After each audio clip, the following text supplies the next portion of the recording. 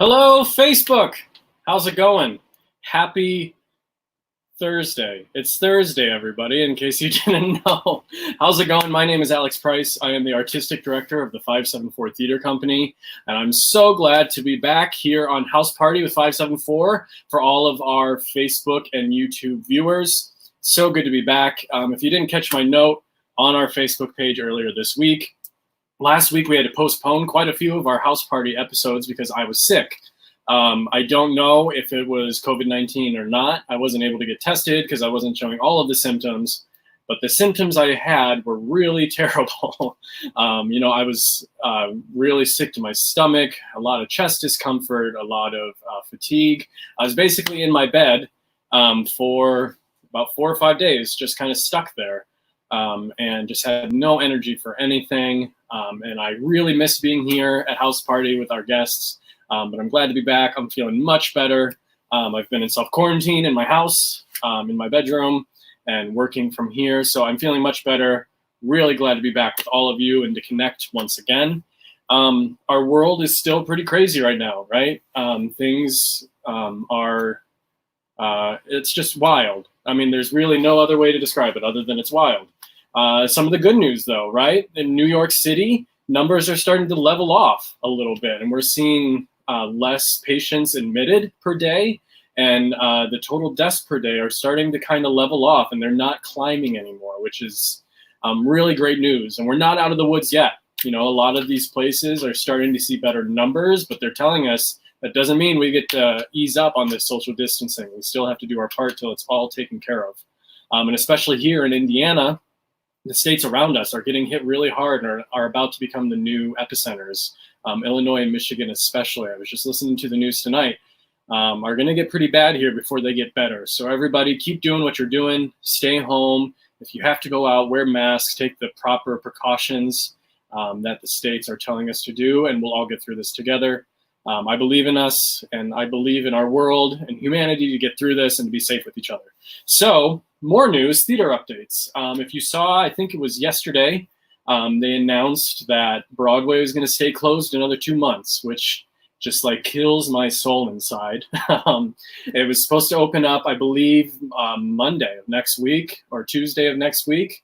It's now been pushed back to June 7th. So we have another 2 months of no Broadway. This is, again, we've talked about this season of New York theater is when all of the new shows are opening. And a lot of shows haven't got their opening. And a lot of shows won't get to see their opening. And shows are closing now. Beetlejuice was supposed to close the day before Broadway is coming back.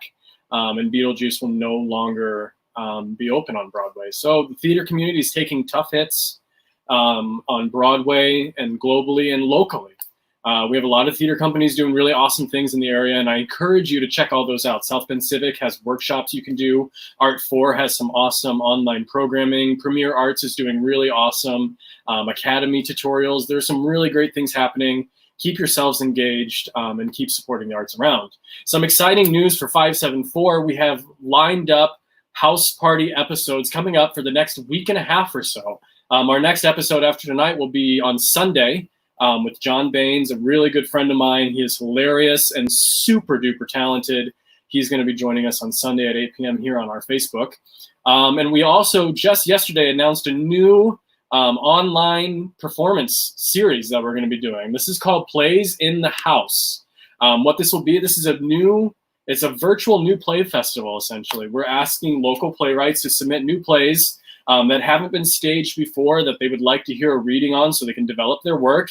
And local actors are also going to be coming in and doing brief rehearsals on these and then reading them here live on our Facebook and on our YouTube channel for you to enjoy. And so this is a great way for artists to hone their craft during this tough time and also for you to get some enjoyment on that. So we're starting Friday, May 1st with our first play.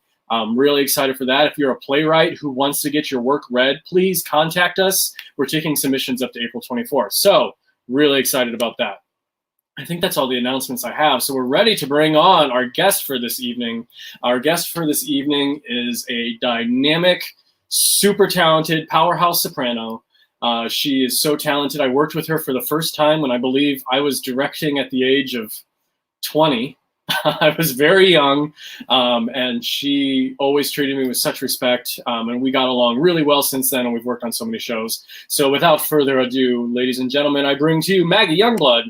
Maggie! Hello! Here I am! Hey! I'm so glad you are here with us today. How are you doing? Pretty good. I'm pretty good. Yeah? I don't complain too much. Yeah. Somebody said to me the other day they were just trugging along, but quarantine trugging along, or something like that. And I'm like, the days run together at this point. I don't know what date it is. You were like Thursday, and I went Thursday. I don't know. It may have came off like I was joking, but I legit had to like tap on my phone real quick and like see. Okay, it's thing. So where are you in the world? Where are you quarantined? I am at my house in Osceola. So thankfully, the last couple of days have been pretty nice. Not today. But I've gotten to get outside a little bit. We've eaten outside on our back porch, took some walks, stuff like that. So I'm not completely housebound, but other than that, pretty much housebound at this point. So I was just saying today, I think it would have been even worse if all of this was happening in the dead of winter. Oh my gosh, I can't imagine. Like, especially the kids that are out of school, at least they can get outside and do like, I've seen some really neat chalk art on like sidewalks and stuff like that. Because I just can't imagine parents with, school-aged kids at home who are absolutely going bonkers right now. So, and I'm going bonkers. Yes, exactly. And I force myself to get outside a couple times a day, just to walk a little bit and get some energy off. Otherwise, I'm up all night and I can't sleep. And then I have to like drug myself to sleep. So not good. Yeah. No. Quarantine sleeping brought to you by Benadryl.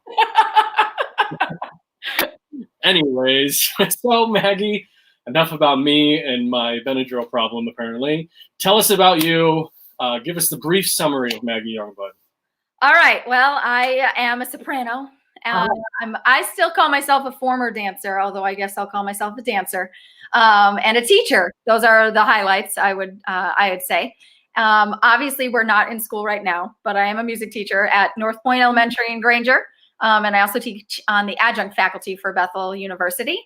And then with as much free time as I can muster, mainly over the summers in the last handful of years, I do theater when I can make it happen. Past 2 seasons with 574. Prior to that, various mixes of community theater and professional theater. I was a voice major in college and then got my teaching license after that. And I've been performing since I was itty bitty. So it's in my blood at this point. Yeah, that's awesome. Yeah, and I was saying in your intro, when the first show we did together was Addams Family. That was in 2016? 2015. Yeah. Wow. Yeah. That's 5 years ago? 5 years. Yep. Yeah, so I was 19. That's wild. Oh my That's God. crazy. We're getting old. You are not getting old. I am getting old. Gray hair. It's so annoying. It's awesome. So yeah, let's take it back to what I'm calling your pre-574 life, right? Okay. So when did you start performing? What was the first performing thing you did in your life? Oh gosh. I started singing in the children's choir at church when I was maybe kindergarten, first grade, something like that, and singing at school. Shout out to my elementary school music teacher, Peggy Briley at Walt Disney Elementary. She saw from a really early age that I loved to sing and that I had a natural inclination for it. She gave me opportunities at school, suggested voice lessons to my parents, things like that. But my first musical theater experience was when I was 10 years old. Again, my church choir was involved in the touring production of Joseph and the Amazing Technicolor Dreamcoat that came through South Bend at the Morris Civic in 1996. So if you do the math, you figure out how old I am now because I was 10 in 96. Anyways, what was that? Was Donny Osmond in it? No. Oh gosh, now I got to remember who was Joseph. Is the story worth telling if Donny Osmond wasn't in it? Probably not. Probably not. So I should just stop by. We'll just call it tonight right here. We'll let it slide. You can keep going, I guess. Anyways, so yeah, we got to be in the kids chorus along with kids from Stanley Clark School. And we did like an 8-show run, 10-show run. I don't even remember, in 7 days, 8 days. And we're like living the dream as kids. And I just totally got the bug from there. Was involved with shows at South Bend Civic and the Firefly Festival and Penn High School then for the next handful of years until I graduated from high school. A lot of people don't know this about me. Until my junior year of high school, I was going to be like a physics or a chemistry major. Right? Did you know that about me? I think you've maybe mentioned that, but I chose to ignore it. Yeah. So my dad was a metallurgist, big like science and math family, big science and math guy. And I loved it. I really enjoyed that kind of stuff in school. But my junior year at Penn High School, I was cast as the lead in 42nd Street. And so I kind of went from there on like, oh my gosh, this is something I could do like in college. And that was it. I made that decision right then and there. Did the whole college audition circuit thing and ended up choosing the IU Jacob School of Music to be a voice major with what's called an outside field in theater and drama. So it's not quite a double major. It's a little bit bigger than a minor though. So essentially a double major in voice and theater with a lot of dance classes thrown in, and worked at different theaters around the Midwest those summers and the year after graduation. And then what do they call it? The Great Recession of 2008 hit. Yeah. Yes. Yeah. And so 2008. Right. The pandemic. No, this is going to be a happy night. So I realized I needed to do something that was possibly a little bit more stable in income, as much as theater has always been a passion of mine. And so I got my teaching license from Bethel College at the time and started teaching elementary music shortly thereafter. And will be finishing my 10th year teaching elementary music with this very odd digital learning era that we're in for the rest of this school year. But this is the end of my 10th year. So. Wow, 10 years teaching. That's crazy. I know, right? So you had like the true 42nd Street experience. I did. There's nobody in like, I'm going to Allentown and I'm going to do it. I'll do it. It doesn't have quite the ring to it, you know, chemistry or Allentown. Every time I hear that song. Ranger. Oh. I love that show. I do. I wish we were all singing "We're in the Money." That would be nice. We'll get our stimulus checks, though. We'll be singing that. Perfect.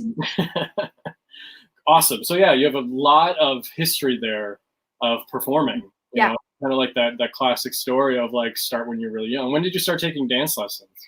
I think I was 7 or 8, and started really mainly with jazz and kind of musical theater type stuff, since I was already interested in that. But shortly thereafter, 8 or 9 years old, I started heavy into ballet, and then was in the company at the Conservatory of Dance with everything that involved extra rehearsals. I was in the dance studio like 5 days a week, point shoes, the whole works. So like I said, I call myself a former dancer because I don't dance on the regular anymore, but I guess a move, ladies and gentlemen. She can dance just fine. I guess I'm a dancer. And then I picked up a lot more tap, especially in college. So just to kind of round out my skill set. But yeah, I mean, for those of you out there who are doing all this stuff, ballet will serve you to the end of your life. So there's a really funny picture of me in the hospital with like a pointed foot. We were like dancing through the hallways, just had a baby, which will come up soon. But anyways, we were trying to dance out a baby. And so I was dancing in the hallway and like my foot is pointed behind me. And anyways, it's reminded me of ballet. It will even help you through birth. So it will. They don't tell you that when you're taking lessons, do they? So what roles did you play when you were at IU? My 2 main roles in the theater department were Maggie in a chorus line. Okay. I know, funny, right? But she sings in at the ballet, so it made perfect sense, right? And that is obviously a super dance heavy show. Yeah. So I was cast in that as a sophomore, and then I played Claudia in 9 as a junior. Oh. So those were my main roles. I thought about singing something from 9 to Night. It's not going to be on the docket, but I did think about it because that's a great show too. Yeah, great show. And you know, I feel like nobody really does it anymore. No, and it's a great show because it's all women and like one guy. There's a lot of them. And you know, when we're like, as a producer, you're going through the shows and everything, of just like, you know, putting stuff on the season, and you're looking at like casting breakdowns, and you're like, it's like the opposite for Jacqueline Hyde. It's like all men and like 2 women. And it's just like, Dan again, it's like all guys. Yeah. Right. All guys shows. So what were you doing? Were you acting in between summers when you were at IU? Were you doing summer stock? What were you doing? Yep. So my first professional gig was just down the road at Shakers. So I did Fame and Plain and Fancy there right after my freshman year.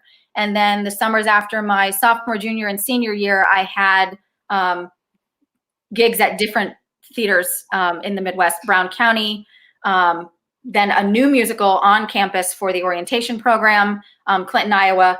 And then I was back at Amish Acres shortly after I graduated. And then, like I said, things kind of changed with the economy, and I started to think about what I wanted to do long term. That was, again, just a little bit more stable. Doesn't make me love theater any less, but I was trying to be smart, especially at the time with the economic circumstances. So, do you see any correlation or kind of like mirroring of like that time in 2008, like in the theater industry to now? Do you see kind of like same things lining up? I think it was probably less dramatic than what's happening right now because, again, it was just financial. You know what I mean? Right. Not this like, oh, the world is closed down kind of feeling. But I mean, I would imagine that if you are a full-time working actor right now, making that work right now it's got to be hard. I can't even imagine. Just because people can't gather in crowds of more than 10. That's theater, you know?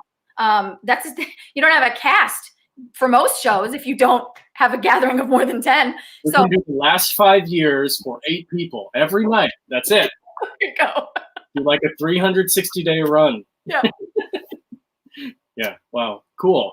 All right. So, are you ready for our first game? I'm nervous. Now that we got the whole history of Maggie Youngblood. Here we go. All right. All right, so let me make sure I'm good to go here for our first game. I'm trying to tailor our games to our guests, ladies and gentlemen. So I know Ethan is watching. Ethan Bingaman commented earlier. He was one of our guests before. He did say plie is important for childbirth. Yeah, squats, dude. Let me tell you. So our very first game, very fitting for Maggie, is Guess That Soprano. Ba-da-da-da. I need music. That's what I've decided. And like, if you watch Stars in the House with Seth Rudetsky, he's a piano player, and they're sitting at their piano. So he introduces people, and he like plays piano. I would be like able to do like hot cross buns for everything I need. Come on, get on it. Do better. I'm sorry. All right, are you ready? Okay, I guess so. I'm gonna change everything up and make it harder. Oh no! Okay, here's the first one. Are you ready for it? Oh, yeah. Wait, I gotta tell you the rules. Okay. Oh. You gotta guess so we're guessing the person singing. Okay. So the actress, the soprano singing. Bonus points if you can guess the song and the show. Oh, okay. Okay. All right. And if you're watching, I forgot to say this earlier, so we got to plug it now. Maggie, I blame you. Uh-oh. We are doing this in we're doing all of our house party episodes to support our 574 artists this summer. You can donate on the Facebook link that's there. There's a donate button, or you can go to 574theater.com/support, which is down here. Either or, we know things are tight, but we would love your support. Also, if you're watching, feel free to play along. Drop your answers in the comments, and we'll see who wins, you or Maggie.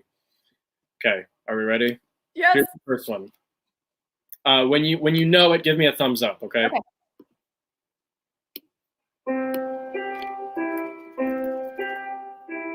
Well, I know the song. I'm going to skip ahead a little bit. My someone, good night, my love. Sleep tight, my someone. Sleep tight, my love. Our story. Now I have to remember who played, because I think that's the Broadway cast recording. I don't think it's the movie. Is it Nick Rogers? It is not Nick Rogers. Do you have any other guesses out there? Can you give me a hint, or do I not get any hints? Oh, you don't get a hint. What is this? Well, now I got it. Is it? You want to be a millionaire? You don't get a call. I'm going to say Shirley Jones. Shirley Jones. Is that your final answer? That's my final answer. It's Good Night, My Someone from The Music Man. I do know that. What is that? Barbara Cook. Oh, that was my initial thought. And then I was like, no, it's the movie. And then Barbara. Your first reaction. Barbara Cook was my original guess. All right. Okay. Well, I should go with my gut. Always go with your gut. All right. Let's see what our next one is. Are you ready? Yes. About last night, it was a nightmare in every way, but together. Let's see if everybody else can guess it before you give me the answer. Right now, Nick and Ethan are just fighting on our comments. If anybody has a guess, shoot it in. We'll give you a couple more seconds here. Maggie, do you know it? Yeah, I think it's Laura Benanti, and it's Vanilla Ice Cream from She Loves Me. It is Laura Benanti, Vanilla She's Ice. like goals. If I could just play every role she's ever played, I'd be really happy. She has this great live album on, you could probably find it on Spotify and things. But she talks about how there are no sopranos left on Broadway because everyone's belting their face off and everybody's been like shunned to Soprano Island and like a soprano museum. It's hilarious. Well, it's so funny. That song, apparently. All right. This kind of is a harder one. I don't know if you'll know the show at all, and I'm going to skip forward a little bit. So here we go. Refusal to give herself to him. Bismarck threatened war. Oh, Bismarck, have a look. Save our Paris. You look good in history, but don't let him have a peek. Paris, fall in. All right. What do you got? But I don't know I don't think I know the show. It's Kristen Chenoweth, I'm pretty sure. But I don't think I get the bonus points. Does anyone else get the bonus points? She is right. It is Kristen Chenoweth. Anyone know what song that was or what show? It's one of my favorite songs she sings. See, I could have picked Wicked and you would have known it. Correct. I wanted to be a little tough. You did make it a little harder. That's okay. I'm a big girl. Veronique from On the 20th Century. Ah. It's a very good song. Ethan says it's Patrick Page. That's who plays. He's in Hadestown. He's Hades. He sings "Build a Wall." All right, are you ready for the next one? If you don't get this, you're fired. Okay. That's all I have to say. Here we go. Let them bring on all their problems. I'll do better than my best. Hold on, I play it a little bit more so I can. Nope. No, I got. Okay, I'm good. Thumbs up. That was. I'm good. What do you got? It's Julie Andrews. I have confidence from The Sound of Music. I showed it before you said it, but yeah. Oh, you did. I knew it. Very good. That is right. That is Julie Andrews. Also goals. I love her. Oh. All right. Are you ready for the last one? Yes. Yes, that's soprano. Okay. I'm going to skip forward again on this one too. Okay. Daddy played piano, played it very well. Music from those hands could catch you like a spell. We're going fast. I don't think everybody at home could keep up with us. What do y'all think? Comments. Put your comments on there. Or my husband is watching, or he would be able to name that one because it's his new favorite musical. Yes, Seth. That's what I'm talking about. All right. Care a baby. What's your guess? That's Audra McDonald, and it's Ragtime. What's the song name? Oh no. It's Audra. Anyone know what that song was? No? Okay. Your daddy's son. Oh, come on. Jeez. Love that show. Love that woman. She's fantastic. Back to Laura Benanti for a second. If you haven't seen on Twitter, she's been doing a thing called Sunshine Songs, where she asks high school students to send in recordings of songs they were going to sing in their school musical that they didn't get to sing because it got canceled. It's really awesome. Go through and watch them. They're so good. And she now has a new one for college students. I don't remember what the hashtag is. It's something Sunshine Songs, but it's like so they can send in their reels. And so directors and stuff and producers. Oh, that's cool. Very cool. If you're a college student out there and you didn't get your senior showcase, go check that out and let Laura Benanti hear you sing. She listens to every single one of them. She said this in multiple interviews. So that's what she's doing. She has a 4-year-old, I think. So she sits with her 4-year-old and watches these videos. Aw. All right, where's my schedule? Ha! Everybody, I have a notebook. This is what keeps me on track. Makes me feel like a little journalist or something. All right, so you did pretty well there on that game. If I had just gone my gut on the first one, I think I would have gotten all right. You were what? 1, 2, 3, 4 out of 5, right? 4 out of 5, yeah. Not bad. Not too bad, but do better, right? Thanks. I'll try. Right. So you're going to sing for us. First song. What are you going to start off with? Well, I figured I would throw it back to my roots with 574, which was The Music Man. This is probably my new favorite song to sing from all of musical theater, and has been for the last 2 years since I did it in the show. So this is My White Knight. Yay. All right, ladies and gentlemen, remember, if you like what you hear, or if you're feeling generous, donate on the Facebook page or go to 574theater.com/support. Without further ado, this is Maggie singing My White Knight from The Music Man. Okay, take it away. Hopefully all the tech stuff, everybody can hear everything on my end. We'll see. I believe in you.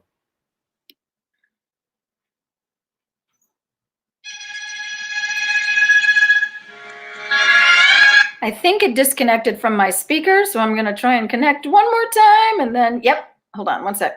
And then we should be in business. I know, do better. I'm trying. Tech is not my thing. Zach Gillis says, hey, y'all. Zach's going to be a guest on the show next week. It's trying. It's thinking. I might have to turn it off. Wah, wah. Oh. We were supposed to test all this pre-show, Maggie. Where were you? And then the speaker turned itself off. I think we're good now. I blame Steph. Okay. You ready? Yes. All right. Take two.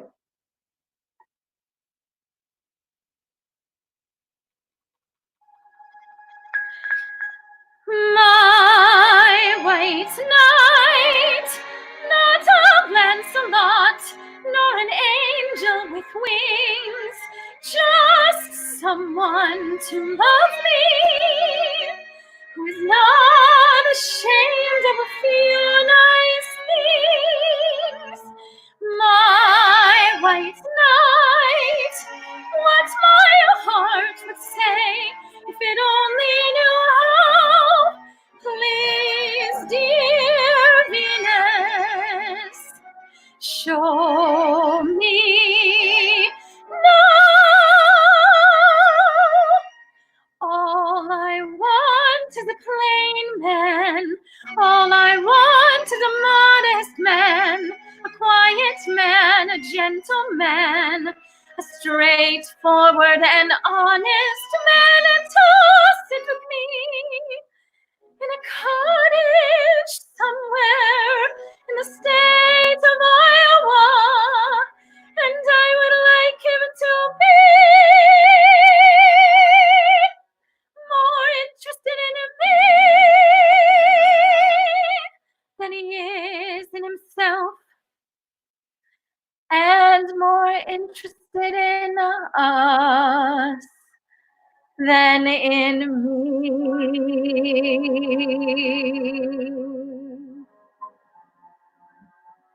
And if occasionally he'd ponder what makes Shakespeare and Beethoven great, him I could love till I die.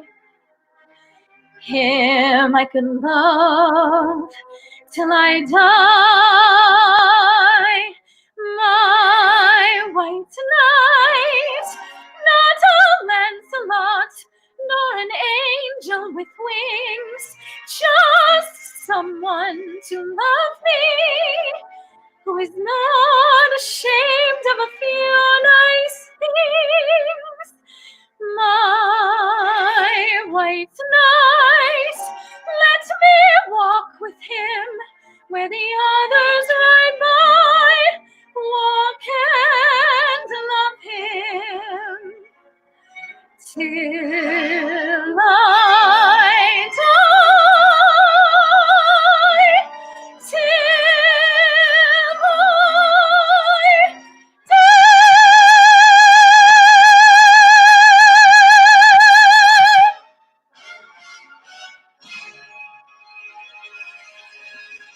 She still got it. Woo! Thank you. Beautiful, Maggie. Thanks, Kendra. Ethan says, just slay me. Thank you, Ethan. Very nice. Thanks. Gorgeous. That's a great segue into our next topic. But first, we've had a couple people donate, so I want to give some shout outs. Teddy Price, thank you so much for your donation. Who else we got here? I just had it on my phone and it left. Now I'm the person having issues. Elizabeth Seymour, thank you so much. And we had two people who donated anonymously. Quarantine brain. Oh my gosh. I didn't warm up. It's the Benadryl. When did you drink it? An hour ago? I only have a Coke Zero down here, I swear. Oh my gosh, we've raised $55 so far this evening for our artists this summer. Thank you so much. Keep it coming. We appreciate your generosity. Some stranger says brava. That's my mama. Thank you so much, everybody. Maggie, that was wonderful. You'll hear more singing from Maggie here very soon. So stay tuned as we talk about some things first. All right, so your time with 574. It's crazy. We're going on season 3. I know. Wild. When we started the company back when we officially founded in 2017, I think Maggie was one of the first texts I made. Yep. Saying like, hey, you got to get involved with us. And I think I had to beg you a little bit. I remember exactly when I got your text. We were driving home from Christmas in Georgia, and I was in the car with my husband. His family's all in Georgia, and you texted me, and I was like, okay, this is cool. Sure. Like, you did, I think it took a little bit of work, but not a ton. Yeah. Not a ton. Because I wanted to be on the board. So Maggie's also on our board of directors. She's our secretary. So I think that was the part that it was like, I don't know. Yeah. She's like, I just want to perform. I don't want to do the work. That's just a joke, everybody. So first show you did with us was Music Man. Yes. Talk to me about that. How was that for you? How was that? That was such a phenomenal experience. Obviously, well, Alex, you know this, but the people watching might not. I had worked with Alex prior to that show.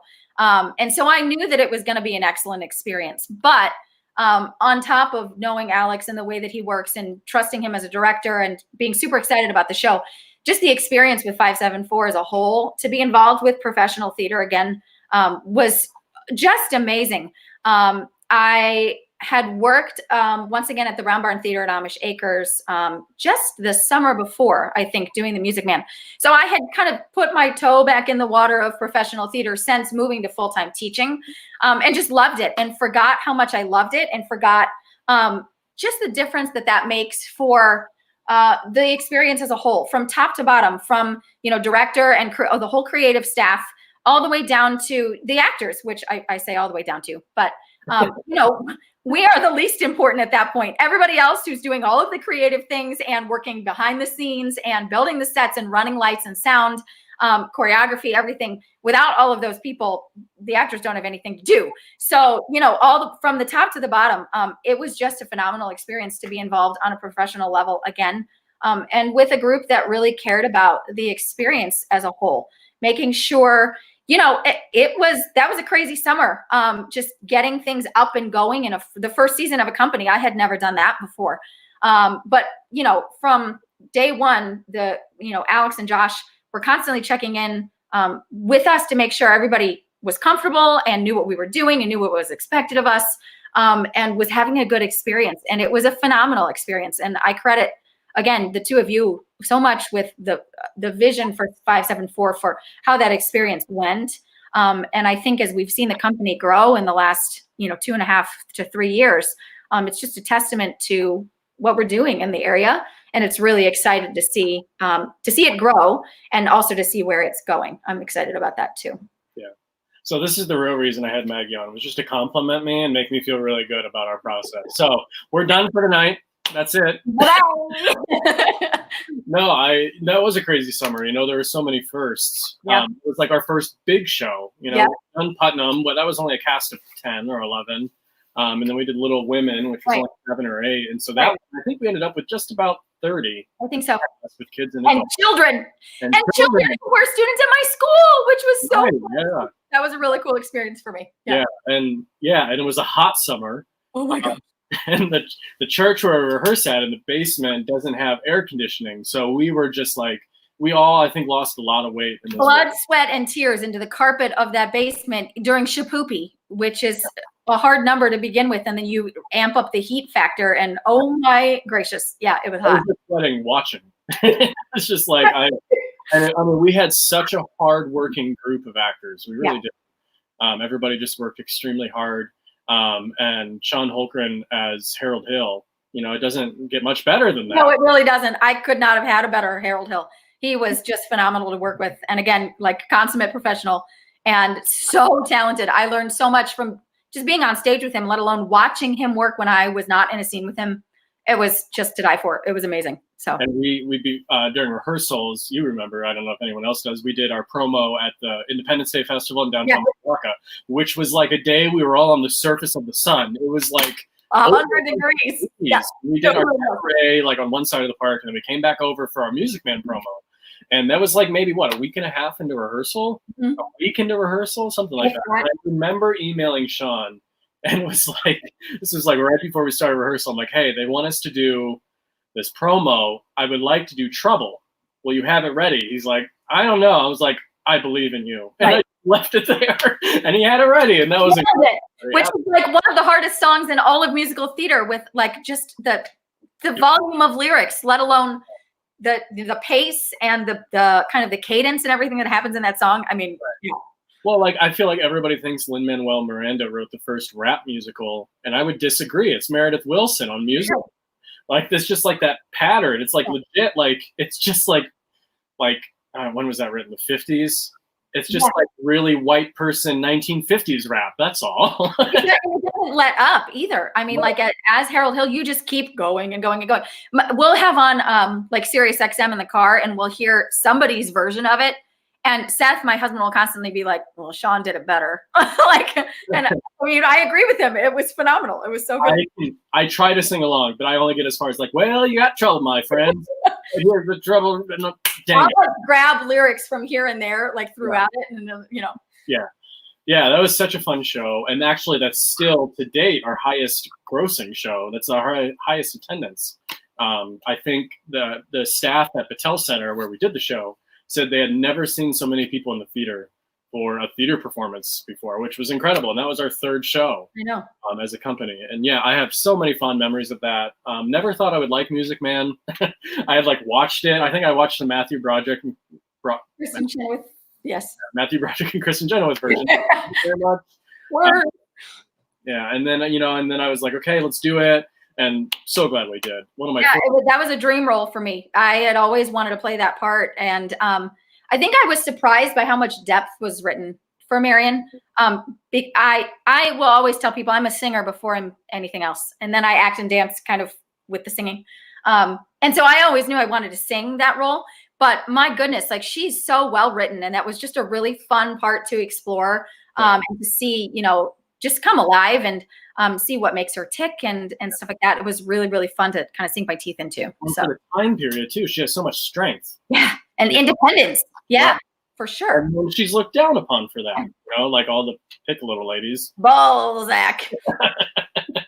That song gets stuck in my head at the most random times.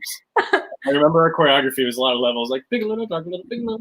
I wasn't even in the number, and I know the choreography. Yeah, so I'll be driving in the car, and it comes on. Like, yeah.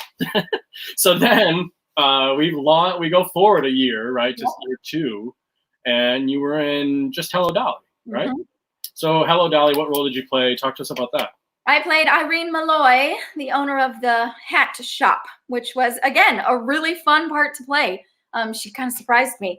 Also a very independent woman written for theater at the time. Both she and Dolly actually have a lot of spunk in that show, which is really fun to see because I think it was written in the 60s, maybe, a little bit after The Music Man, but not by much. So, yeah, that was, again, a really fun part to play. And our dear costumer Sarah put me in some amazing hats, which was really fun. Yeah. And we took it on the road. And we took it on the road, which was also really fun. Yeah. And I was like a hot minute pregnant during that show too. You remember that? For me, though, those are really fun memories because, like, I think you and maybe a couple of other people on the board were the only ones who knew. Of course, I knew. Well, but so yeah, I can probably didn't. No. So yeah, I can look back at pictures from that show now and go, "Oh my gosh, there was a baby. She was just teeny tiny." Time on stage. Yeah, her first role. She's already got a credit on her resume. There you go. Put like a little asterisk on it, like fetus in the womb. I love that. That's hilarious. If she's a performer, that has to go on her resume. Yeah, clearly. Yeah. So you're also on the board. What has that process been like? Kind of to step away from the acting side of things and to go into some of the business side. I had never done anything business-wise, even creative team-wise, in the theater company before. I'd always just been on stage. And I ran costumes for a show in college too, for my costuming class. So that's been really interesting. Who knew? Guess what? Theaters are companies and they're businesses. And again, as we're raising money tonight, they need funding. And, some of those funds come from ticket sales, but a lot of it doesn't. And so that's been a really interesting process for me to kind of see from the flip side. I take the notes for the board. I'm the secretary. So just kind of trying to make sure that, when we have meetings that I'm concisely writing down what's happening and the ideas that are being thrown back and forth, and kind of when we come to a consensus or there's a vote on things, what that looks like. But it's been actually a really great learning experience, and it makes me appreciate my time on stage more, knowing that all of that goes in behind every production you see, no matter where you are, from Broadway down to, community theater, high school theater. Everybody's theater is a business in some way, shape, or form. So that's been really, really an interesting learning experience for me. And I've really enjoyed it too. Just to know that, even when I'm not on stage, as I mentioned, again, my on stage time is mainly during the summers when school is out of session, just to keep my sanity. And especially now with a newborn, so I can sleep maybe sometimes, I don't know. It's overrated, I guess. I'm learning that very quickly. But it helps me feel connected still to theater, even when I'm not on stage, which just makes me a happier human being. Theater really, truly is my passion, and it's part of who I am and always will be. And it makes me feel like me. So to be connected to the board that way has been really rewarding. I've really enjoyed it. Yeah, it's so funny. I don't think I've ever told you this, but when Josh and I were first talking about who do we want on our board, I brought up you and I was like, I want Maggie there as a performer for that performer's mindset, which you give a lot. And I was just thinking she'll be on my side as artistic director about all these things. And I remember one of the first meetings we had, you came in you were very hardcore conservative, very numbers and money. And I'm like, what have I done? Oscar, I don't want you anymore. And I was like, she shot down all of my ideas. I say this to people too. And I mentioned the physics, chemistry, math kind of thing, right? I'm a very left-brained performer, which I don't think makes sense to most people. And who knows, whether you subscribe to the whole left brain, right brain, theory of intelligence, whatever. Left brain people are supposed to be more logical, sequential, mathematical, stuff like that. Right brain is supposed to be more artistic, creative feelings, right? That I have always approached music from a very logical, sequential, mathematical, and even acting in that way. I think as I've gotten older, it's gotten easier for me to access more of the right brain stuff.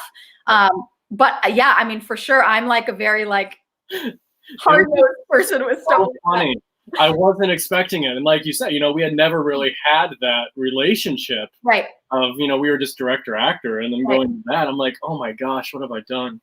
Things have been better, everybody. It's fine. We're fine now. He doesn't hate me most of the time. It's okay. No, but it was it took me a while. I'm like, okay, no, she's right. It's fine. The voice of reason. Just, you can. No, that's fair. Yeah. Tell me that. Ethan says, who was your opposite in Hello, Dolly? He's not even sure he has a left brain. Ethan, he was our first guest on House Party. If you watched that, you might have guessed that as well. Ethan, we still love you, buddy. It's okay. All right. So yeah, and Maggie does a lot for 574, on the stage and off the stage, and we're very thankful for that. And kind of kicking it back a couple years ago, we were talking pre-show, what you would say, what your favorite musical is, and what is your favorite musical? West Side Story. Story, such a good one. And we worked on that. What year was that? 2016? 2016, yeah. And I directed, and Maggie was Maria. So tell me about that, getting to do your all-time favorite show, all-time bucket list role. What was that like for you? That was, I can die a happy woman. That really, I had always wanted to do that show in that role. If you don't know my family background, my mom's family is Mexican American. And then I'm a soprano. And so it was okay, growing up, I always knew, gosh, West Side Story would be a perfect show for me to do. There aren't a ton of Latina actresses, more in big cities, but around here, not a ton. It was rumored to be done when I was in high school. We didn't end up doing it. I was crushed.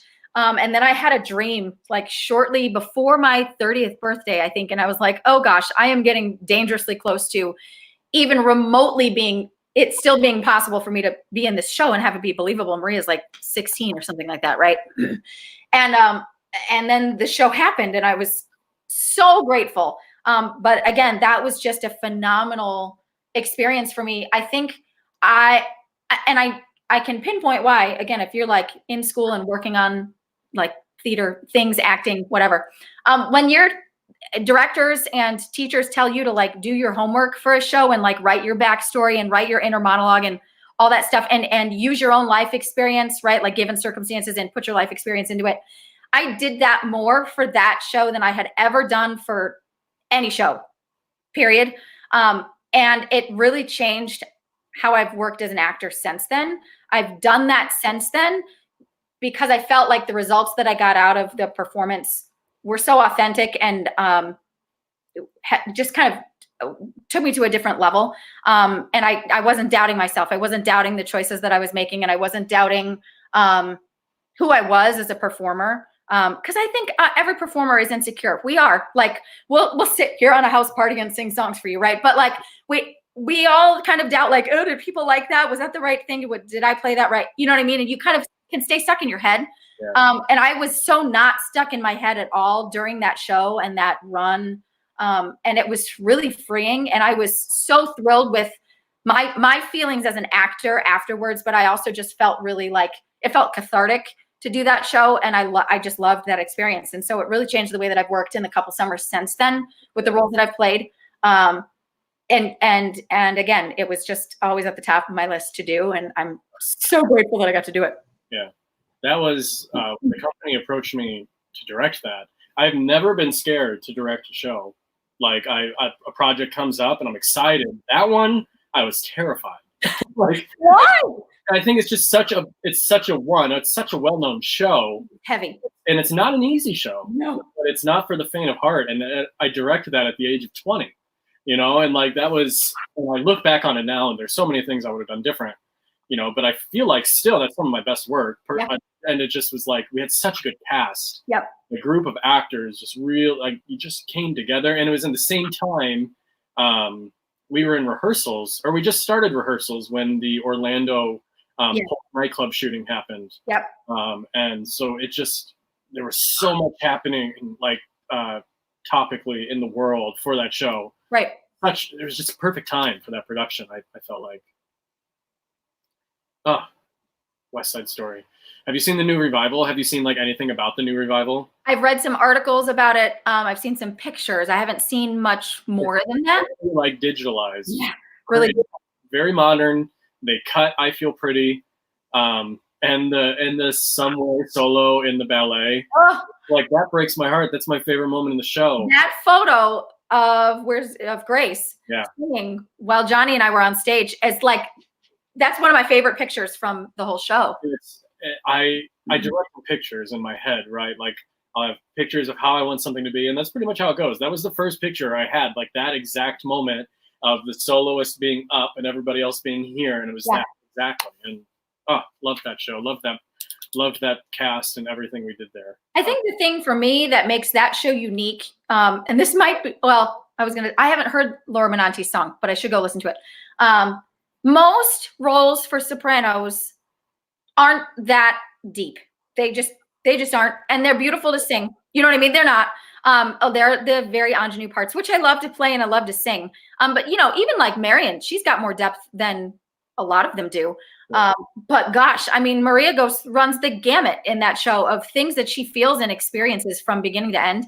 Right. And so I think that makes it unique, just like in the canon of musical theater, to be very legit. You know what I mean? Like it's a super legit soprano role. But it's got so much kind of meat to it. So well, there's very few shows like of the classics, that actually have some meat and some story to it. Right.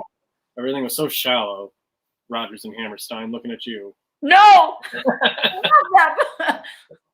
All right. Are you ready for our next game? I think so. Woo. Okay. Ethan played this game with us on episode 1. Here we go. We're playing Guess That Overture. Da-dum-ba-dum-ba. Jazz hands. Okay. Here we go. Enough of my whatever. Right, say the show. Is that what I do? Yes. Yeah, you're going to name the show. Again. Okay. Somewhat easy. There's some hard ones. There's some easy ones. I'm going easy on you. You just had a baby, you know. I try to be nice. Had babies. Give me a break. Okay. Here we go. First one. Oh, the Music Man. You didn't even let me pause it. Yes. The Music Man.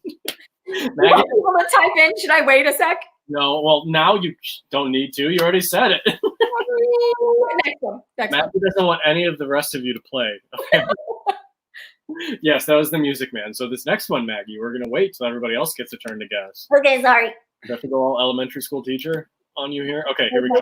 Right. Come on, here we go.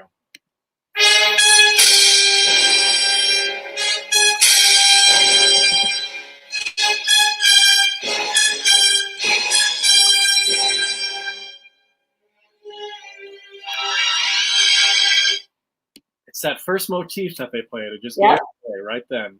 Anyone know what that was that's watching? Anyone? Anyone? Ethan just gave us the history of West Side Story. We can read that later. All right, that one. Oh, Do you want me to say? Guess. Yeah, what's your guess? South Pacific.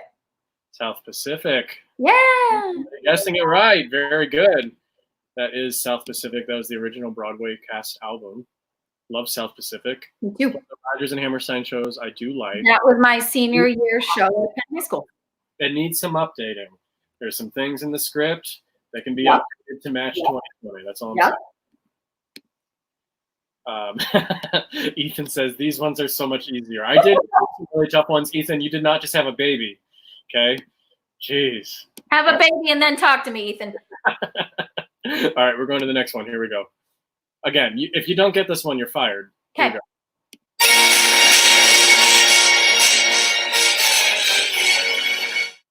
all you get of it. Okay, let's see if anybody else can get it. Comment below. We only played a little bit of it, but it's like the easiest like musical theme to recognize in all of Broadway. Even if you don't know musicals, probably.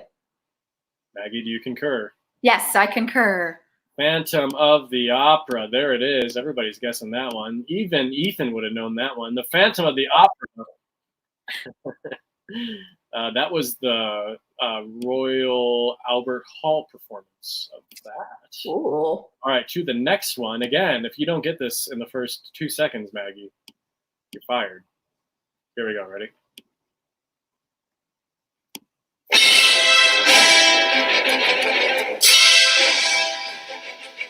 But that's not the, is that the overture?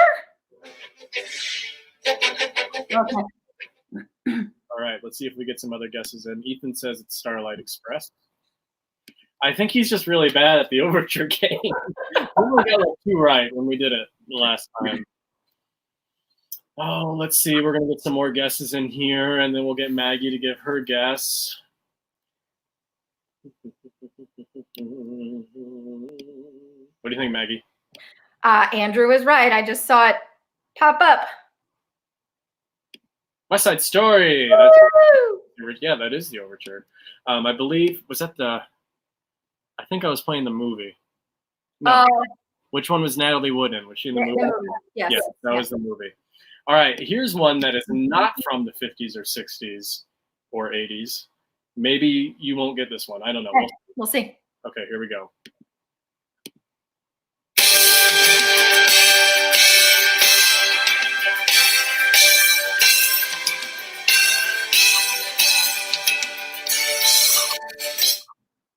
All you get.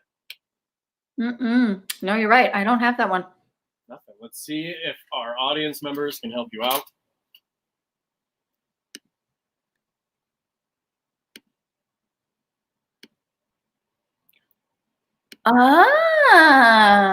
Everybody but Maggie knew this. Hey, guys.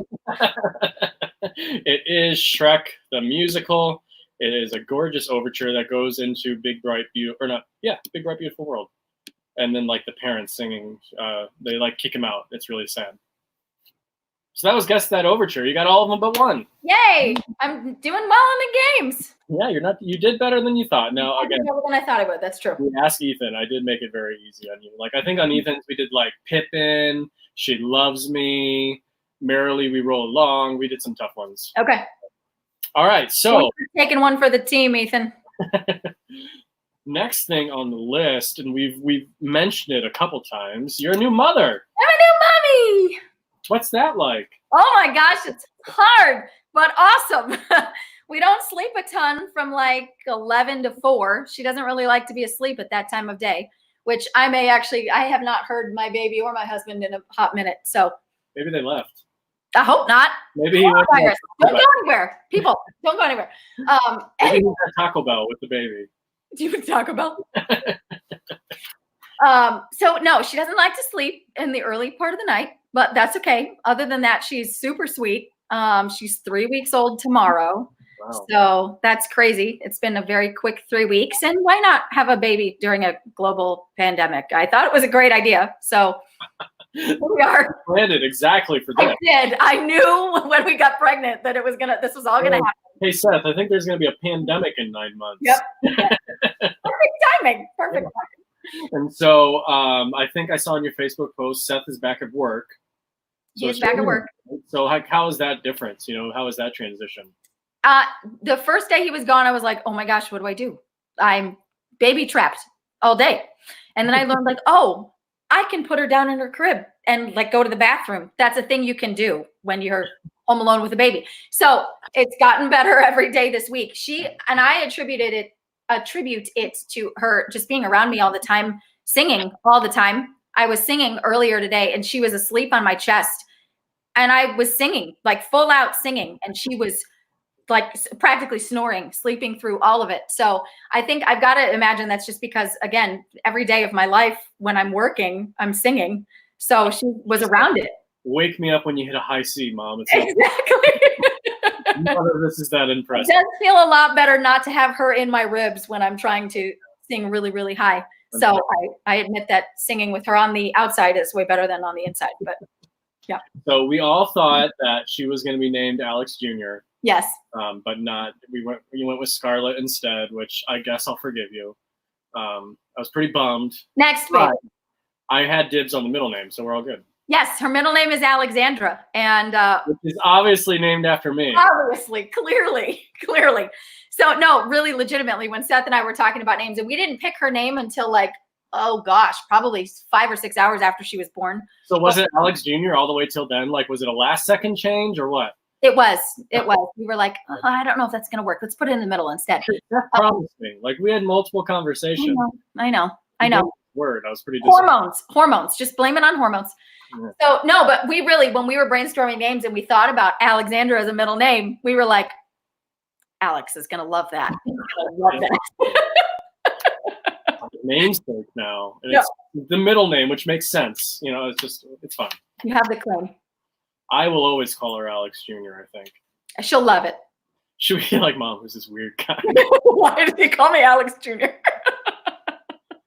Like, what's up? And I'll be like, honey, it's okay. He's going to put you in a show one day. It's okay. Just He's going to cast you. He can call you. This is what it's like having a stage mom, apparently. Yes, I can't wait to be a stage mom. I can't wait. Libby, I know you're watching. Isn't it a good job?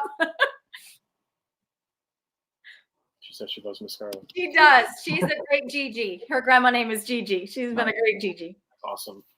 Well, we're going to sing again. So this is a pretty appropriate song choice, I think, for everything that's going on. Tell us about what you're going to sing. Yeah, so I'm going to sing a song called Everything Changes, which shout out to Rachel Peters. She suggested this on Facebook yesterday, and I went, I'll learn a song today.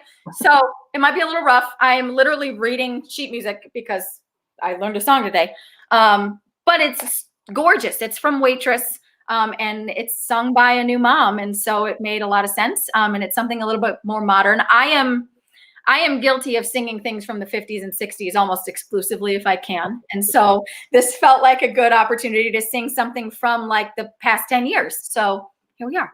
Yeah, the past like 4 years. Right. I know, even more crazy for you. This is like probably the most contemporary thing you've ever sang. It probably is. Let's be honest. Yep. All right. Well, again, if you like what you hear, donate to us at their Facebook button there, or 574theater.com support. This is Maggie singing Everything Changes from Waitress. Maggie, you ready? Yep, here we go. Hopefully my speaker works again. Woo.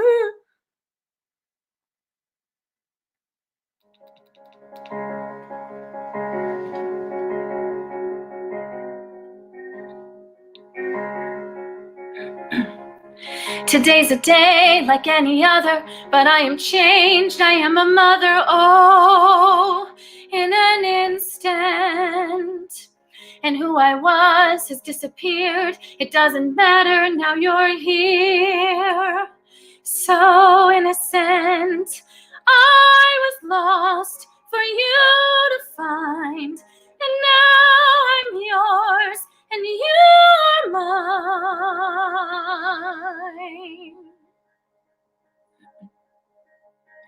Two tiny hands, a pair of eyes, an unsung melody is mine for safekeeping, and I will guard it with my life. I'd hang the moon for it to shine on her sleeping.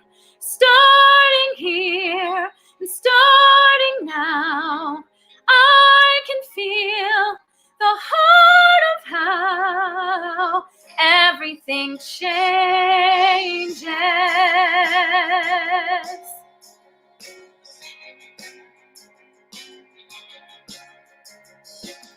I didn't know, but now I see, sometimes what is meant to be. You saved me. My blurry lines, my messy life come into focus, and in time, maybe I can heal and I can breathe, 'cause I can feel myself believe.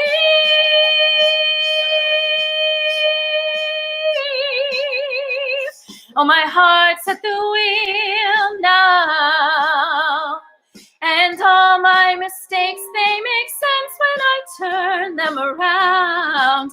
Everything changes. What I thought was so permanent fades. In the blink of an eye, there's a new life in front of my face. And I know in due time, every right thing will find its right place. So I swear I'll remember to say we were both born today, 'cause everything's changed. Everything changes.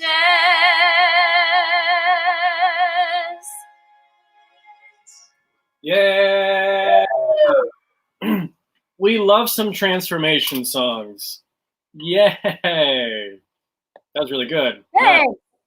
Let's get some feedback from the crowd. See how you really did. Queen, says Nick. Thanks, Nick. Miss you.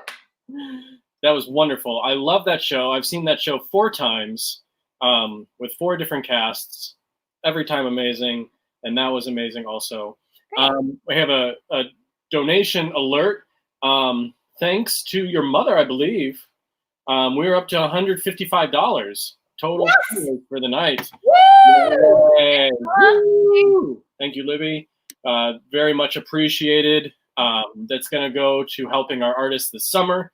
You know, one of the best things about 574 Theater is we're able to compensate all of our artists, whether it's actors on stage, technicians backstage, or crew people out in front of house. Everybody's getting compensated, and we love that. So thank you, thank you, thank you. And Larry Davis, Libby and Larry Davis, thank you so much. Thanks, Larry. Really appreciate it. All right, moving forward, let's talk about your day job. Awesome. Teaching, you teach. What do you teach? I do. I teach elementary music at North Point Elementary School in Granger, Indiana. Shout out to my North Point people. I'm on maternity leave right now, obviously, but they have been working their tails off since we closed school on March 12th. I think that was our last day in the building. Our teachers have been phenomenal, just doing everything in this digital learning age with the coronavirus. And I see the emails come through and all of the new technology that they're using to get the kids engaged from home and doing as many normal kind of lessons as they can from a distance. It's been phenomenal. So I'm excited. In a couple of weeks, I will return from my maternity leave and I'll get to experiment a little bit with that. Just seeing kind of what that looks like from a music standpoint. So, but yeah, I teach elementary music. I teach 1st, 2nd, 3rd, and 5th grades in my building. We have concerts. No 4th grade. No 4th grade. They're fine.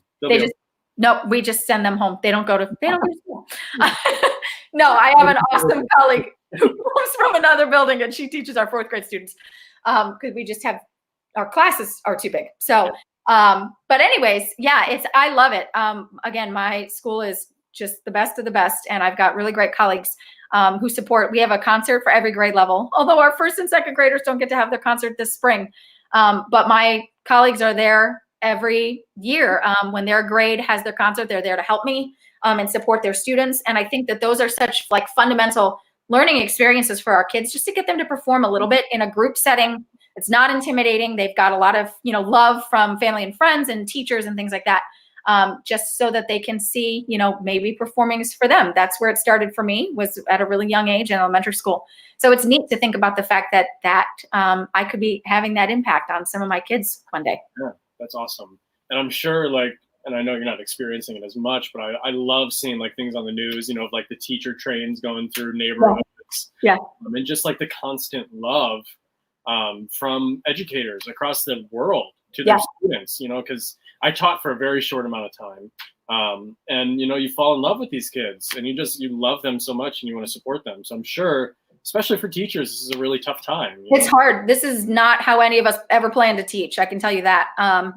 I was, like I said, I would already be on maternity leave right now, but I was just reflecting, my kids were so cute while I was pregnant, coming in every day and giving me hugs and asking how the baby was and things like that. And I will miss that. I was planning to come back to school mid to end of May, and that it won't be happening. And so it's going to be August before I see them in my classroom. And, as much as I'm sure parents are like, oh, we need some normalcy and we need routine and things like that, teachers miss it too.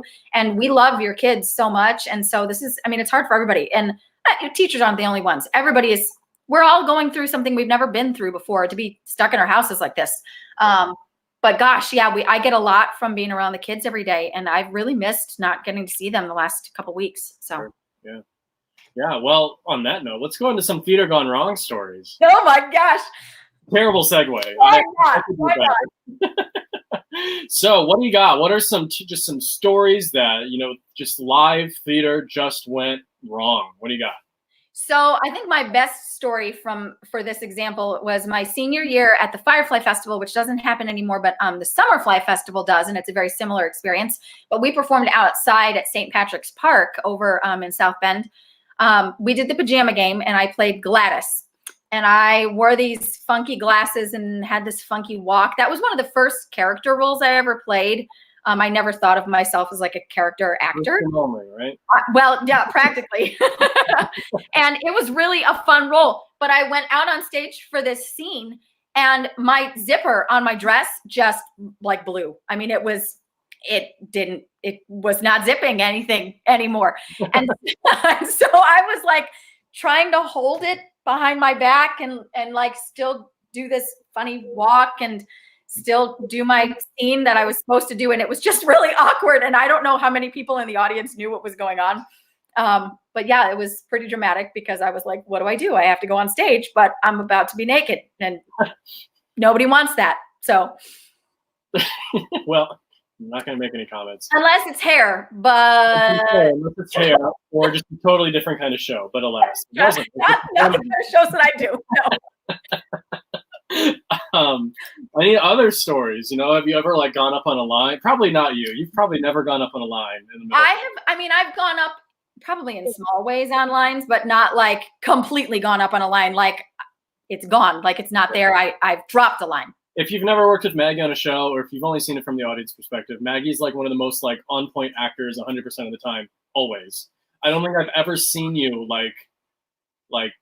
frazzled or anything like that. Well, thanks. Again, it's the left brain thing. Yeah, that's probably I really think that has something to do with it because of how I memorize things and whatnot. Yeah, you're always the first person off book, I feel like, in any show that we've worked on together. That's my husband. He's like a word perfect, police sergeant in terms of he helps me get off book, and he'll be like, you said this instead of these. I hate those go back and do that line again.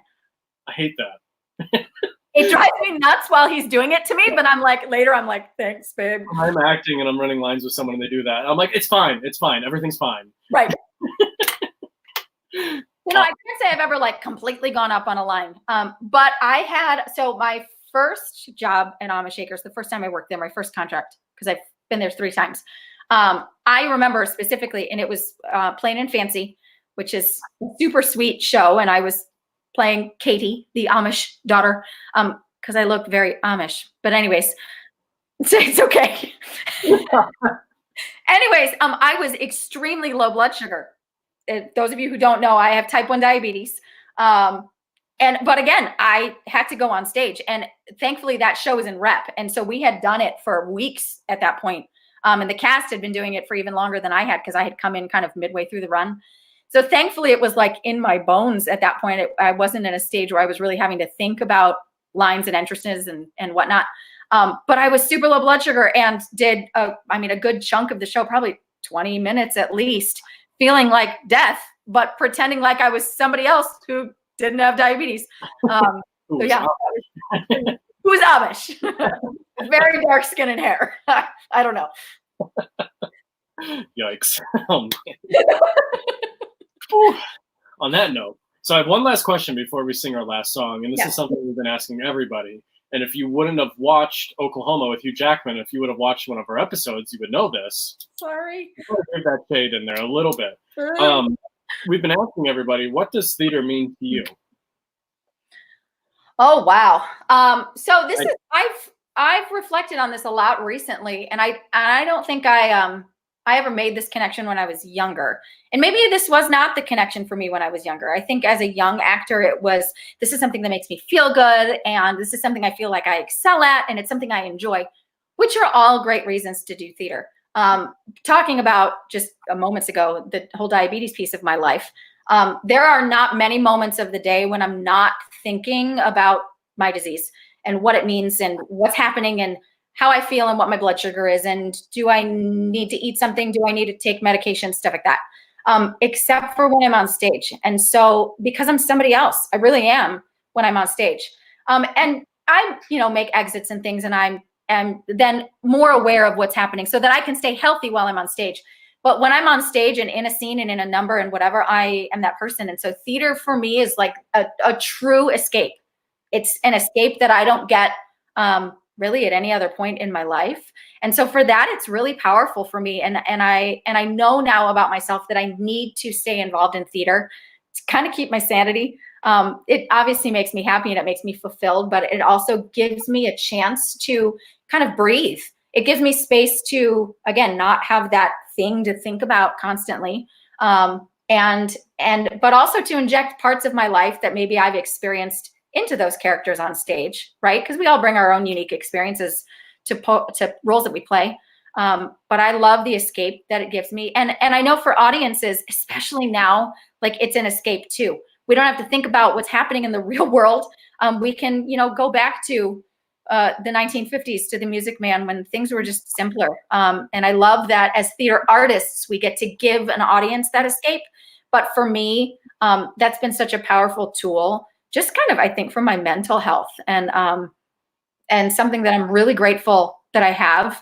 I am convinced that God gave me the skill sets and talents that he gave me and the guidance in life to pursue this as an undergraduate student at IU, and then further in, a professional manner to give me that release, because I think it's important, again, just for my overall health. Yeah. Good answer. Thanks. Put that one in a book. Thanks. I should write one. I don't know what it would be about. I don't know. Mine, if I ever write a book, well, I can't say it. Never mind.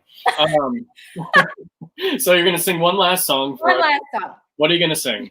So this was, we just subscribed to Broadway HD during our quarantine. And we watched. I did too, by the way. This show a couple nights ago. So this is You'll Never Walk Alone from Carousel. Because it was suggested to me on Facebook last night. And also just because the message of this song I think is perfect right now. No one's alone. Although that would have been another good song to sing, but that's okay. Doesn't matter. I'm not doing it. I'm not doing that one. Anyways, we are all kind of stuck in our own little bubbles right now, but this is a storm that's going to pass. And the fact that we are privileged enough to be in homes that are safe and heated and lit with Wi-Fi to turn into things like this with enough food, and we're healthy. We can't take that for granted, but it is hard. And I know people are having a hard time not being out and socializing. I'm having a hard time. I have a baby that I want to take everywhere and show everyone, and I can't do that. But at the same time, like as a country, we're going to get through this. And I really think the arts are a way that we're going to do that. And so this song, I think, has just a timely message for no one's alone right now, and we'll never walk alone, and we'll get through the storm, and we'll come out better for it at the end. Yeah. All right. So again, as Maggie's singing, if you like what you hear, consider donating to 574 to our artist. And this is Maggie's last song of the evening. This is You'll Never Walk Alone from Carousel. Maggie, you ready? Here we go, I think.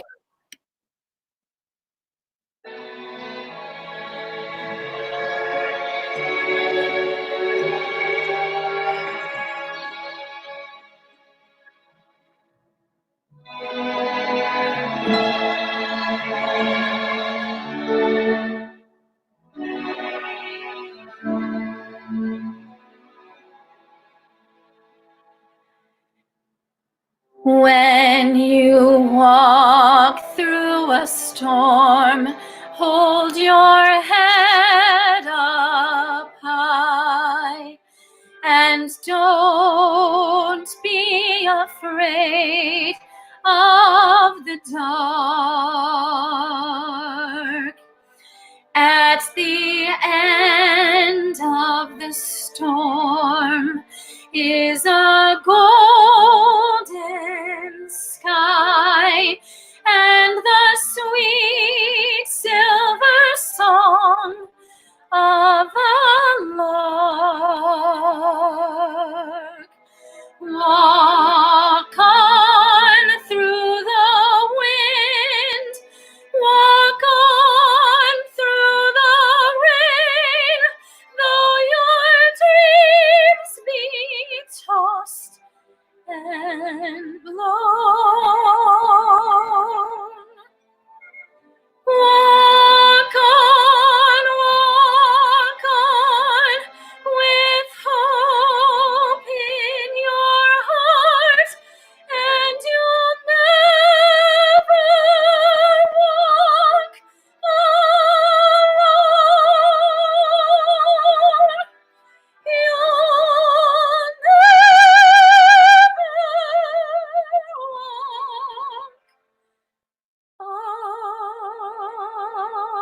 alone.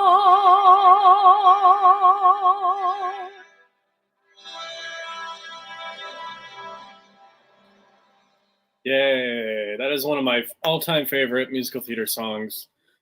Carousel is my favorite Rodgers and Hammerstein because it's the meatiest, you know? That's Yeah. the meatiest story. And I love that song. Bravo. So beautiful. Thank you so much. Maggie, it's been great to have you on tonight. Fun. Maybe we can bring you back, and maybe Seth can sing next time for us. We'll work on a duet. Okay, I I'll like take suggestions now. that.